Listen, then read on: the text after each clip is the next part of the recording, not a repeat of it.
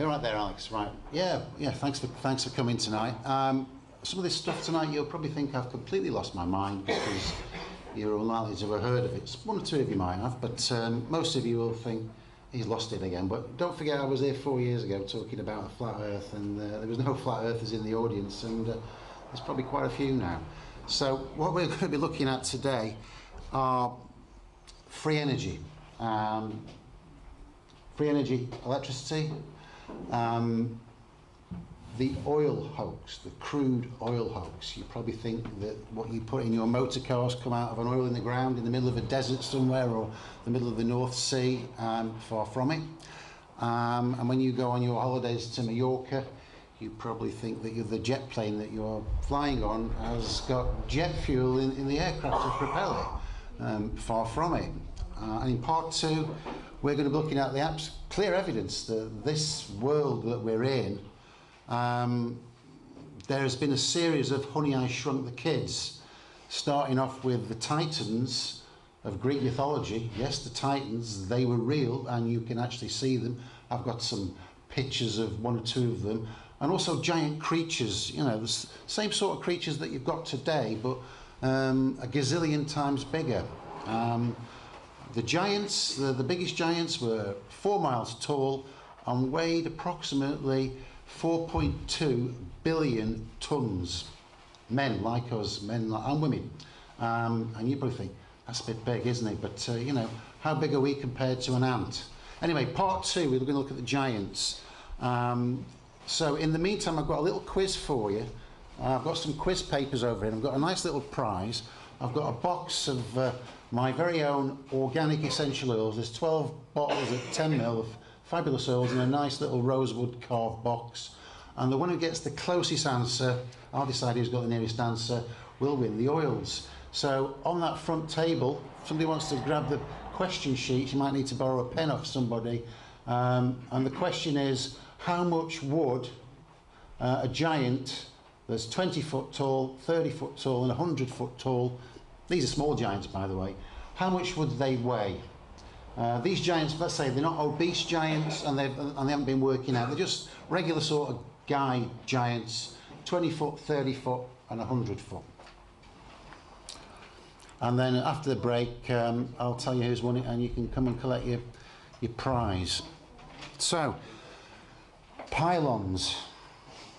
Yeah, been around since the 1920s. I saw lots of them when I was driving up today. Has anybody drove their car under a pylon? Yeah, anybody? Yeah. Have you ever drove your car under a pylon with your radio on? What happens? It crackles a lot, doesn't it? Yeah. Or if you walk under one of these big pylons and you can hear them buzzing and fizzing away. So this is the conventional story that we're all told and school children are told as how the electricity gets into the system. You have a power station, you've got transformers that boost the voltage up to the high voltage, and then they boost it down in stages till it turns out that you've got the 240 volts that come through your plug at home. I'm going to tell you tonight that what they're telling you there isn't strictly true, and the power stations at the start are just for show. They may have one or two that actually generate a little bit of power, but most of them are for show, and most of them have closed down. Probably 8 out of 10 power stations have closed down, and most people don't realise this. And so they've got dummy power stations. They're just, you know, it looks like a power station, but hardly anybody works there, if anybody. So what triggered my interest in this anyway? I was just looking at pylons and I saw this little video. So let's take a look at this. Well, I've come out into the field where the electric pylons are, and there's some blokes up there who are actually painting the pylons today. It's interesting that they come back and paint these pylons about every 15 years. These pylons I think are about 40 years old, and maybe a bit older than that actually, probably 45 years old. And they used to supply electric from Albury and Bartley nuclear power station, but I'm not sure what they're doing with them now, because those nuclear power stations have been decommissioned. But they had to turn the electric off for these pylons. And if you can see, they're just working up there. There's one bloke there, climbing right up. And then there's another guy up further there. Alright, well, I'm not going to play all of it because I'm pushed for time, but there's thousands of pylons up and down the UK, many thousands of them, and they, as they say, they paint them every 15 years. Now these pylons here are connected to the old Brie nuclear power station, which is closed down, which begs the question, you know, why? If they're not being, you know, if the power station's closed down, then where's the power coming from? So I decided to look further into it. I couldn't look at the whole country, so I decided to look at where I used to live and spend a great deal of time.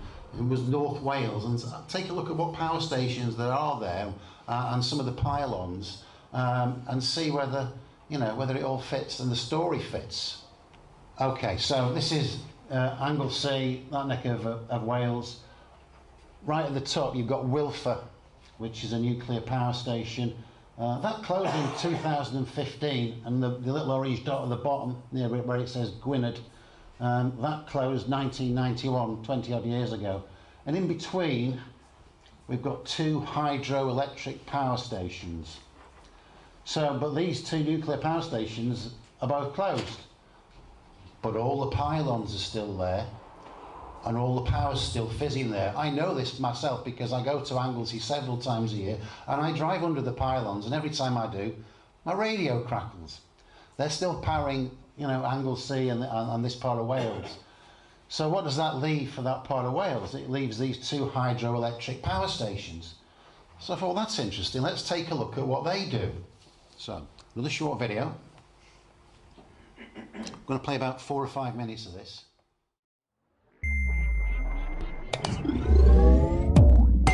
Hello and welcome to another episode of Fully Charged, this time coming from beautiful North Wales. As you can tell, the weather is really blessing us with its charms. It's a little bit rainy and wet, but we're not worried about that because we're going inside a mountain. Yes, you heard right, inside a mountain. This behind us,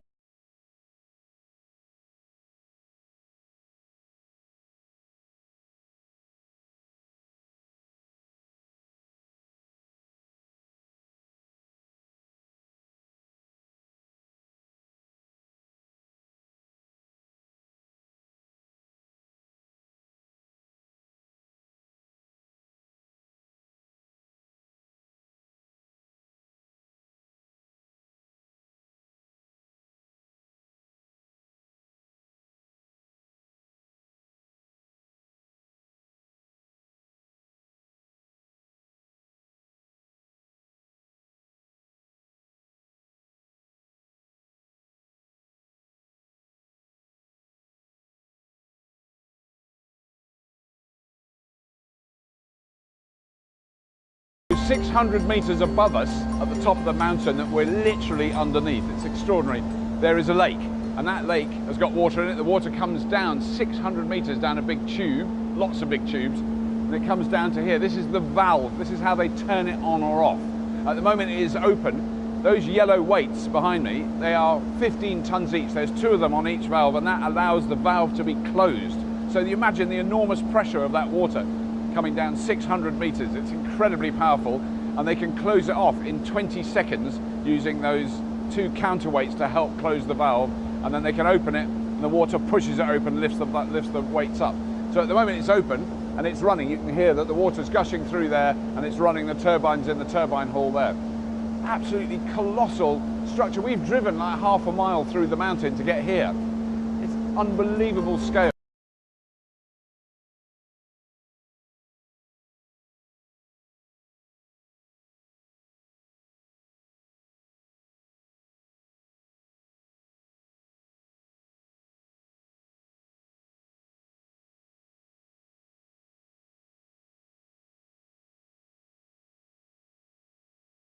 So Grant, thank you very much for taking time to talk to us. I mean, I've always wanted to come and see this. This is an amazing facility you've got here. But can you just go through the basics of what it is? Because all I know is pumped storage.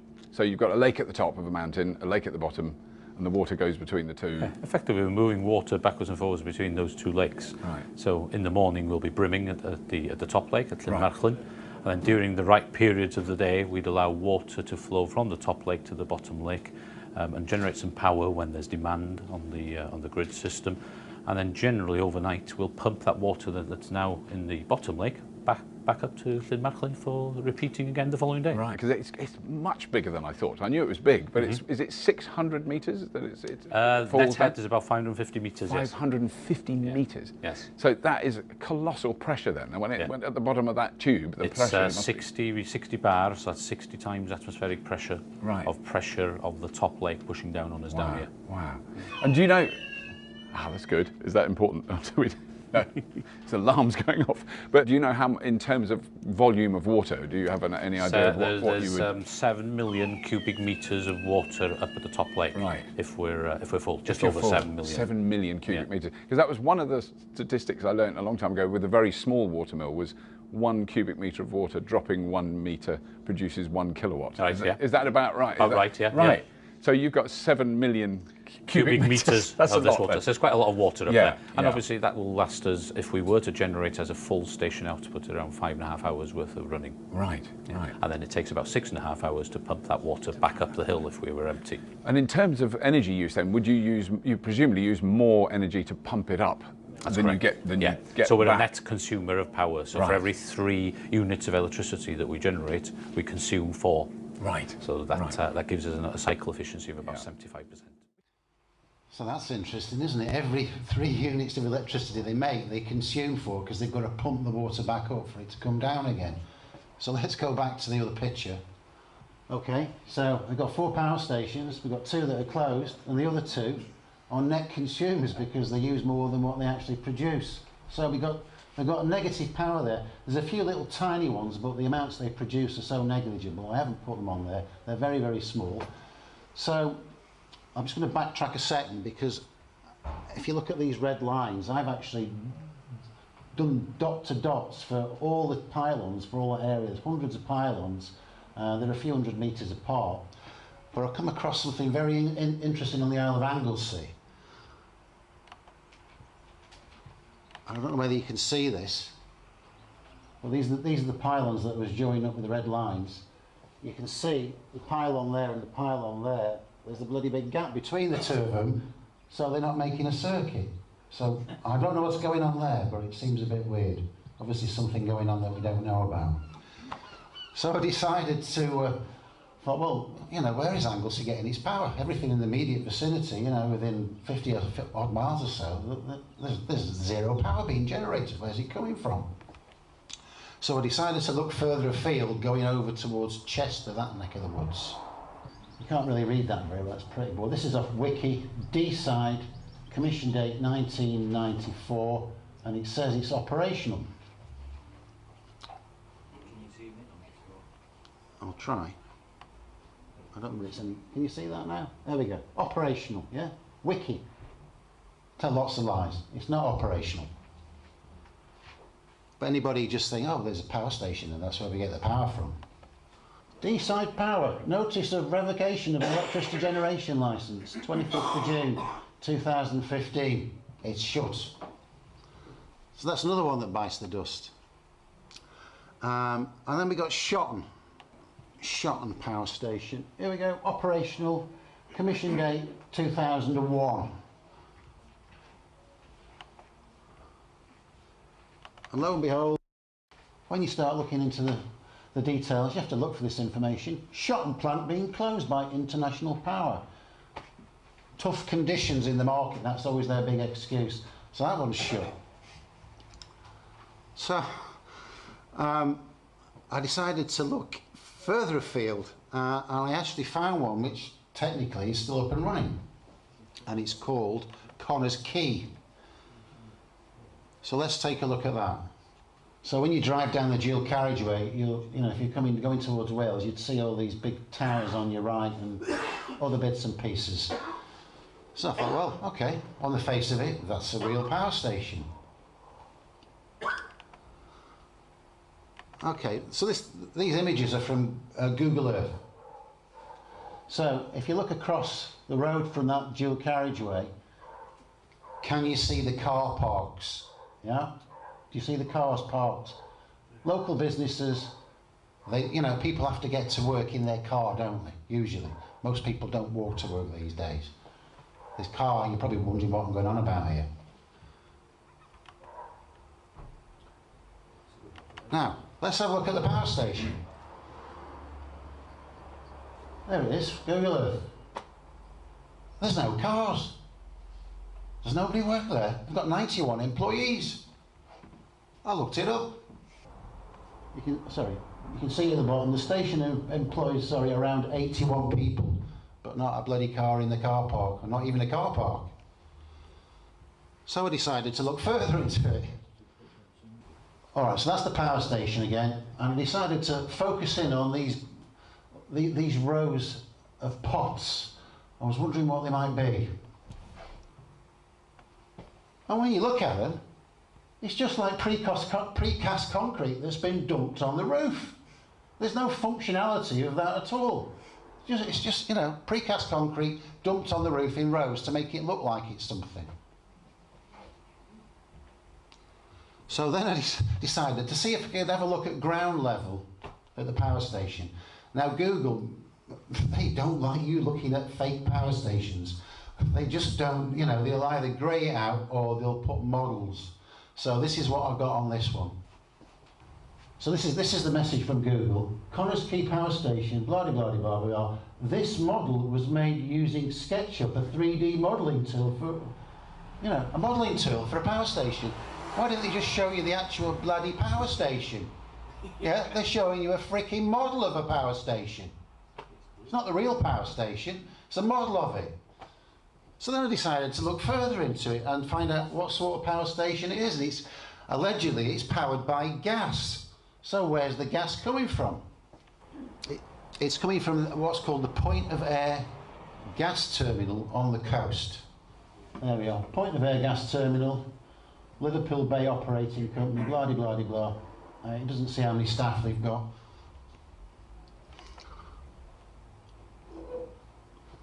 So I thought I'd have a look at the car park again and see if anybody working there.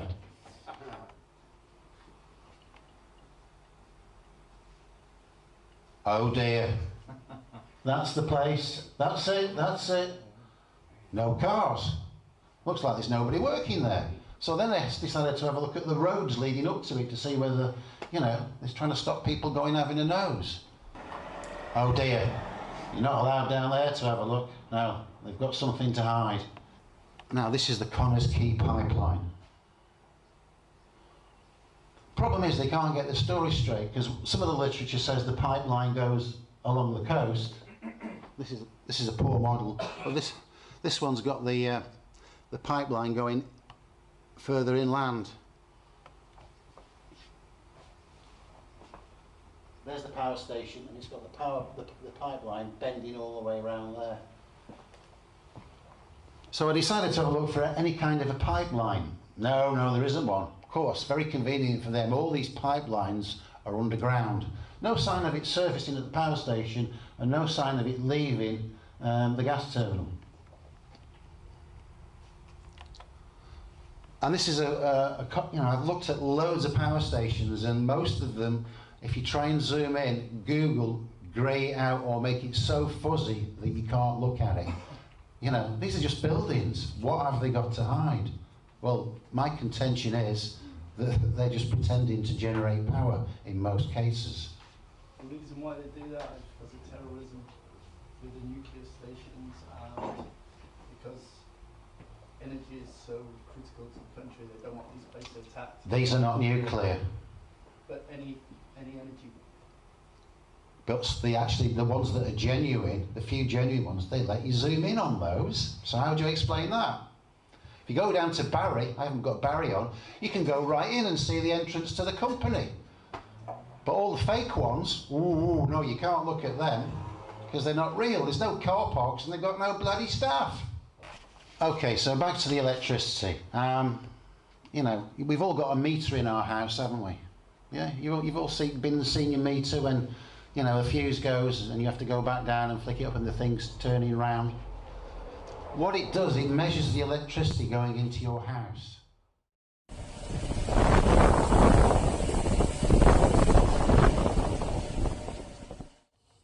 okay, so we've got this little stream and somebody's put a water wheel there and they're generating some power. Now let's just imagine that, you know, like in America, people have been prosecuted for collecting the rainwater off the garage roof to wash cars. Let's imagine that this was in America and the local city council say, oh, I'm sorry sir, you can't do that. We'll allow you to do it, but we're going to have to meter it for you and charge you for the energy that you're generating, because, you know, you're supposed to use our power. So the guy says, all right, and, you know, he's paying the bill. But if you look at it, you've got a little water mill. So when the water on the enters the mill, the wheel slows it down. But as it's coming out, the mill is pushing it, so it's slowing down and pushed. The water's probably travelling out of it at the same speed. But this guy is being billed for all the power that's coming through. So somebody a bit further downstream, they could set up another water mill and they get invoiced for it as well if they got one of these naughty councils who want to charge you for it. I mean, the point here is electricity, you know, current. You get currents in water, currents of electricity. It doesn't get used. So in your house, the electricity comes in, it's a circuit. Electric comes in and it goes out. It goes back to the factory where it was, you know, up to the pole, up to the pylons. Goes back out and gets reused again. All they do is top up the system. So they need a small fraction of the power stations that they declare just to keep the system topped up, because some of it gets lost in the atmosphere. Now there's a guy called Gerald, can't remember his second name, he's going to show you, this guy is an absolute wizard, and if you haven't looked at any of his videos, you need to take a look. This guy will take two 18-volt batteries and power his entire house with it by magnifying the electricity using transformers and stuff. Hi, it's me again. I'm just here I want to re-explain how all your electricity you really using is actually go right back to the main station. Especially your 120s, 100%. You're paying for that much, and you're sending that much, the exact same amount, right back into the line for them to sell you again. Now, how they do that? It was pretty smart. In the older days, or the earlier days of electricity, the earth was ground. It was a resistance, not a draw, but a resistance. Now, I've been testing all around in the field, and I cannot find any more resistance into the earth. So what they did, it was pretty smart. What they did, they create a vacuum, an electrostatic vacuum, into the return line. And in every third pole you will see a ground line hook up to the lower wire, which is the ground. It's supposed to call the ground all the way down to the earth, and those are called collector rods. So which is very simple. It works like, here's the main station is like a wet vac, and you're using the ground as we'll use a sponge, right? So if you pour water a little bit and the sponge gets wet in the bottom, but if you put a wet vac on the top of the sponge, if you start pulling, that's mean, create a vacuum into that sponge, and all the water that sponge will find its way into the mouth of the wet vac. Well, the ground line or the return line is exactly how they do. They have this vacuum over there, which is very simple to work with, to create a fake demand on the end of a line, is using a normal electric motor, and you can use half of the armature as a fake demand, and you spin that motor with the other half of the motor, which it makes the demand. So we can have a vacuum and an electric line, and I can prove that over and over. So now I'm going to show you, my line here, pole, that's just for on the ground. It says I'm already pulling 3.58 amp. Going through right back to the pole, right? So I'm going to go in, give me a second, I'm going to turn on my water kettle. You will see an increase. I'm going to zoom on that so you can see what I'm pulling right now. So I think can't zoom. So I'm going to bring you right close so you can see.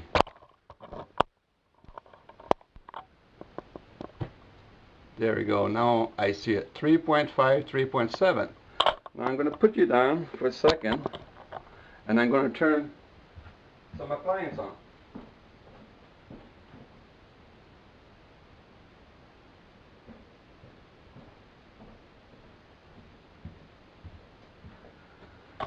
Now again, I'm back. I'm going to bring you closer so you can see. See, I turn my water kettle on. Now it says I have 14.4 amp drawn in that wire.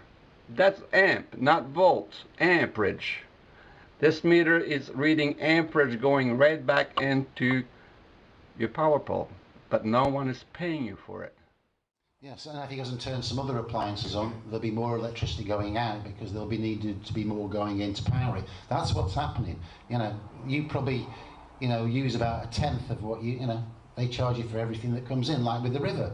You know, the guy who's got the little water mill, he's charged for all the electricity. But the river, you know, if you assume the river's the power, the river carries on flowing and it can be reused just like electricity.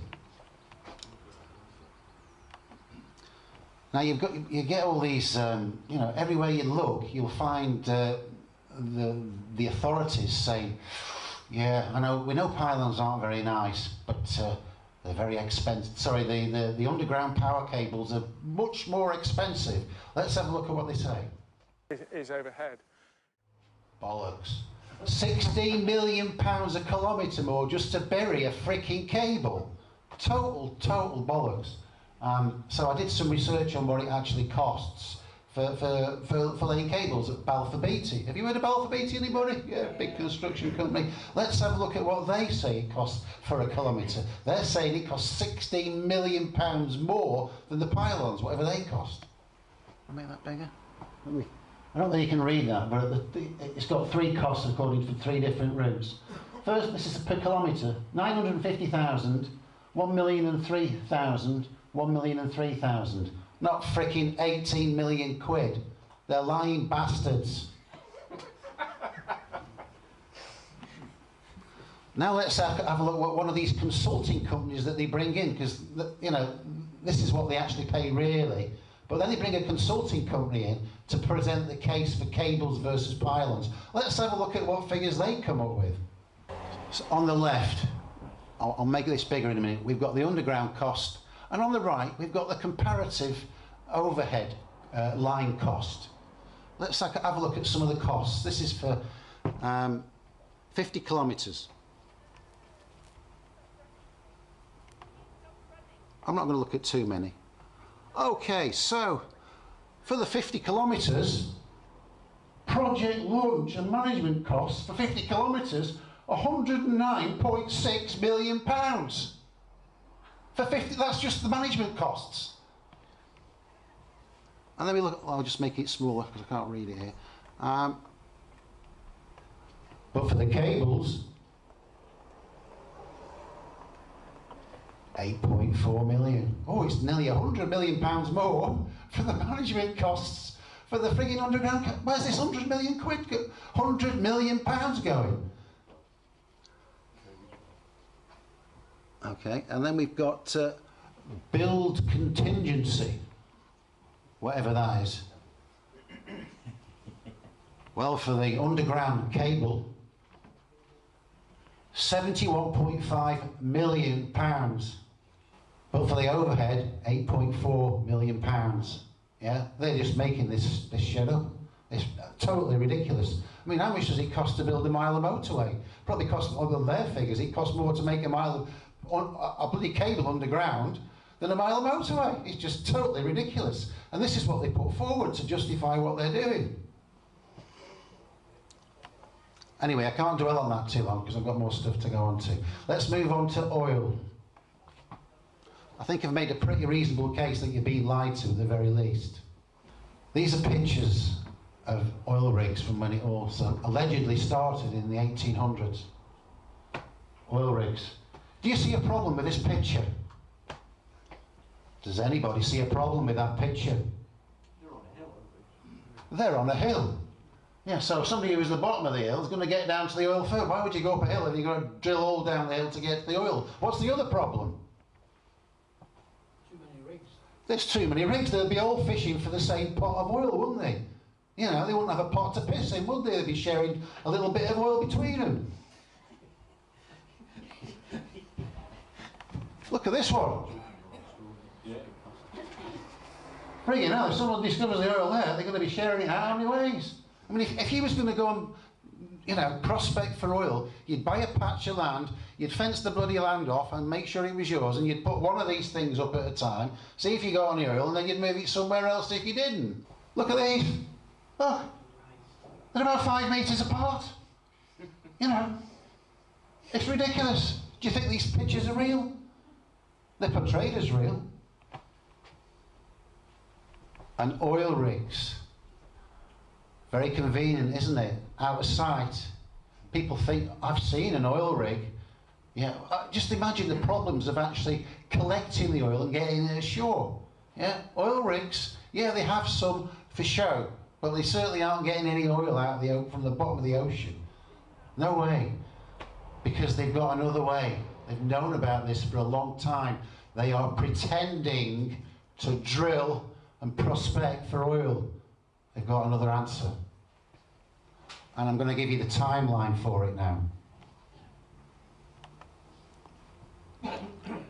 Has anybody heard of the Fischer-Tropsch process? Okay, well, back in 1925, there was 2 German guys, Fischer and Tropsch, funnily enough, and they figured out how to make oil and diesel using carbon dioxide and water.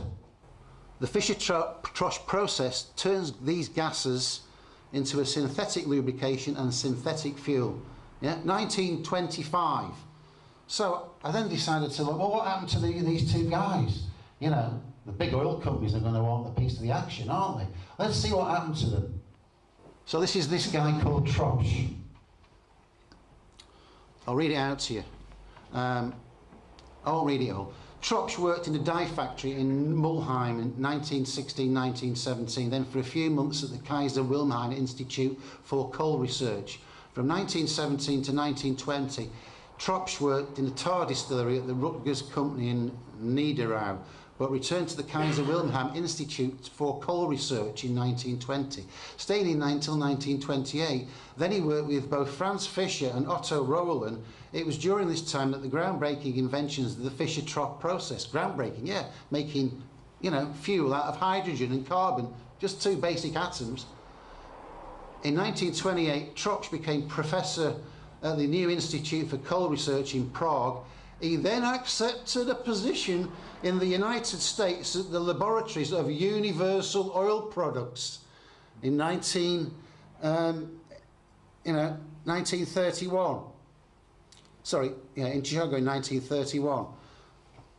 So what do you think happened next? Let's have a look at this company. Universal Oil Products was founded in 1914 to exploit the market potential of patents held by inventors Jesse A. Dubs and his son Carbon Petroleum, C.P. Dubs, perhaps because he was born in Pennsylvania oil country. Blah-de-blah-de-blah-de-blah.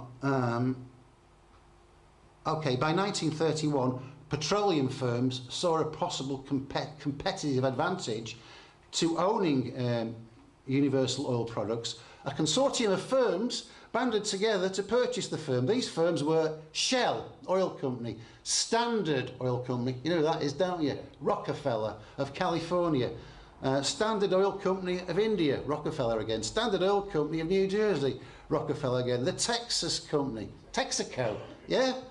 These buggers bought it out because this guy had gone to work for them and he knew how to make bloody oil and petrol out of bloody fresh air. Basics. They're going to have a piece of the action. It gets better. So that was 1931. Now just imagine, right, you're Rockefeller, evil bugger, yeah, and now you know how to make bloody petrol, and gasoline, diesel, oil. you know, you can make it for next to nothing, you know, because these German scientists told you how to do it and they work for you. What are you going to do? You can't make it in America, can you?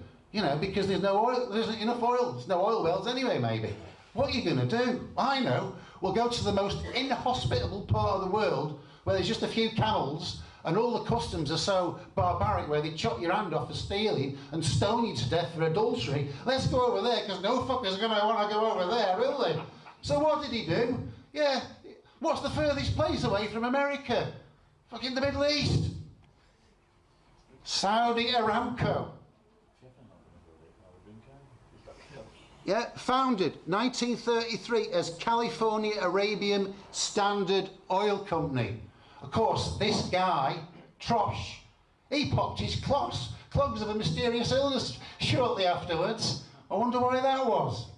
Yeah, and they've been, in my book, they've been making this stuff ever since. Yeah, but the deception is so vast because they've got to pretend to go prospecting, drilling. They've got to have, you know, all these staff, you know, on the payroll, just to pretend that they're looking for oil.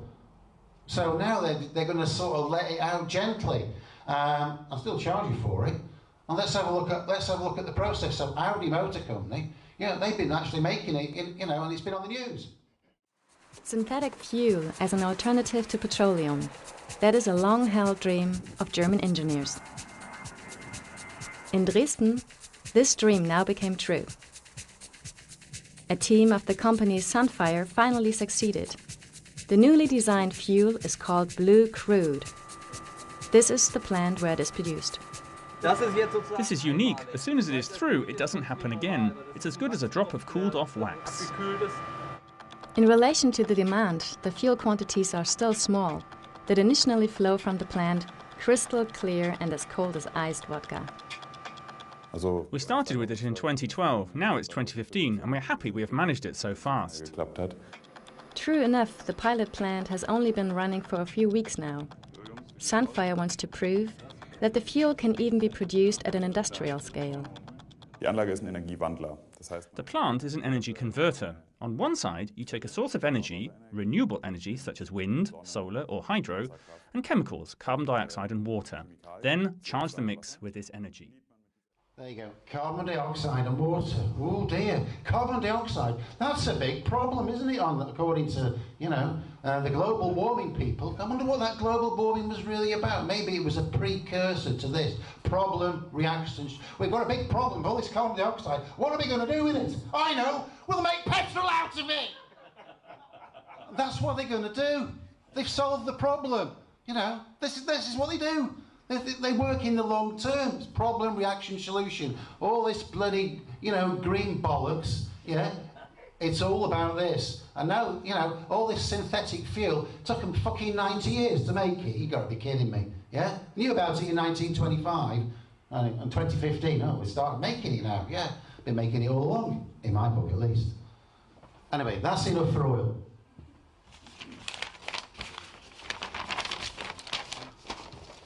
Aeroplanes.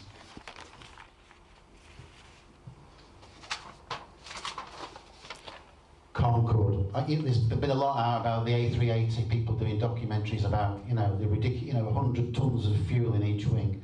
Well, I decided to look at Concorde. So I'll be quick with this because it'll be their break shortly, but you'll see enough information. There you go, Cessna, empty weight 1691 pounds. Fuel, 56 gallons.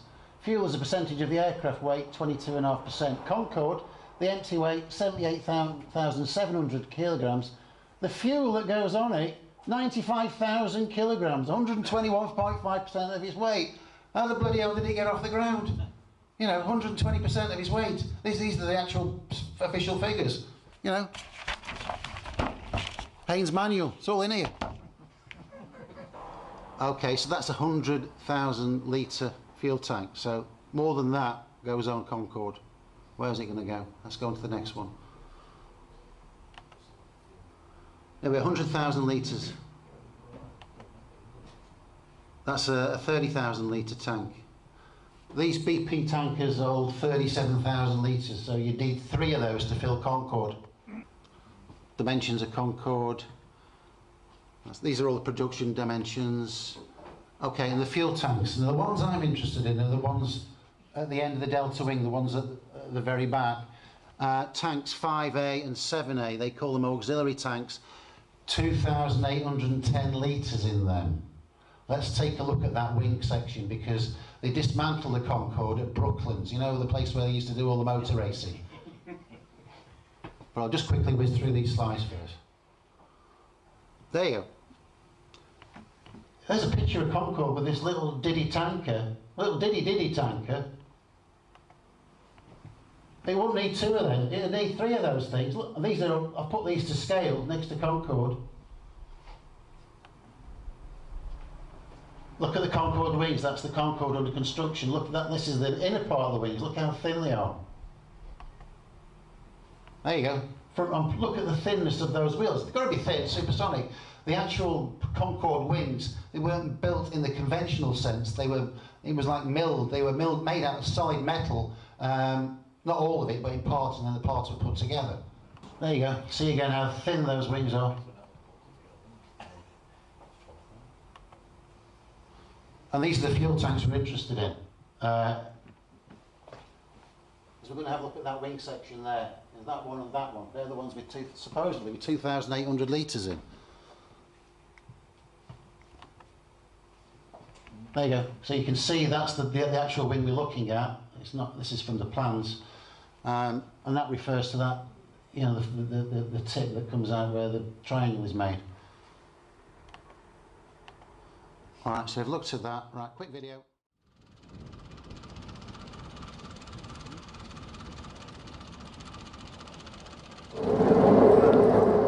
When Concorde Alpha Foxtrot landed at Filton in November 2003, to most it was coming home to the local airfield where Concorde was assembled over 20 years ago.